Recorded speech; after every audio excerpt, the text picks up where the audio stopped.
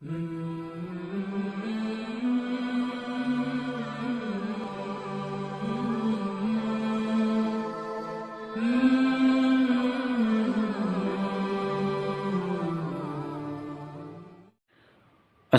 علیکم ورحمۃ اللہ وبرکاتہ۔ ناظرین، امید کرتا ہوں کہ آپ سب بخیر و عافیت ہوں گے۔ آج کے اس ویڈیو میں ہم تختی نمبر 17 کا آخری سبق پڑھیں گے۔ آپ تختی نمبر 17 کو ایک مرتبہ دیکھ لیجئے۔ پچھلے تقریباً 4 ویڈیوز میں تختی نمبر 17 کو بالتفصیل بیان کیا گیا ہے۔ اس سبق میں ہم ڈائریکٹ سبق شروع کرتے ہیں۔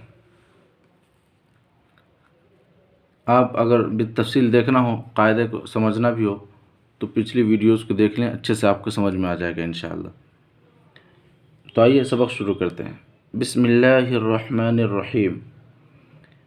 قاف لام پیش قل، ہا پیش ہو، واو لام زبر ول، لام کھڑا زبر لا، ہا پیش ہو، قل هو اللہ، حمزہ زبر ا، ح زبر ح، اح، دال دو پیش دن، احد۔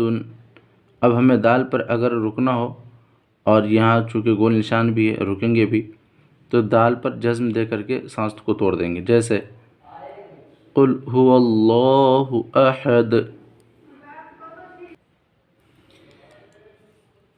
حمزہ نون زیر ان، نون زبر ن، ان، میم زبر م، عین لام زبر عل، معل، عین سین پیش عس، را زیر ری، عسری، یا سین پیش یس، را الف دو زبر رن، یسرن۔ اب یہاں دیکھیں کہ 2 زبر پر اگر ہمیں رکنا ہو، اور چونکہ یہ گول نشان بھی ہے، یہاں پہ رکنا بھی ہے، تو کس طریقے سے پڑھیں گے؟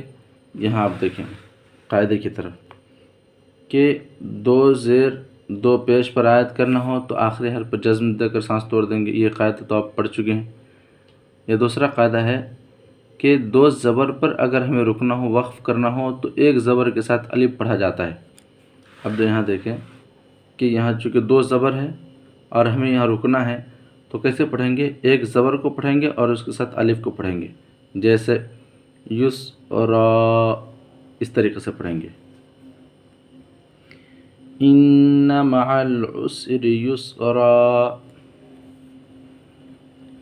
فا یا زیر فی، ہا الف زبر ہا، فیہا، عین یا زبر عی، نون 2 پیش نن، عینن، جیم الف زبر جا، را زیر ری، یا زبر یا، جاریہ، تا 2 پیش تن، جاریتن۔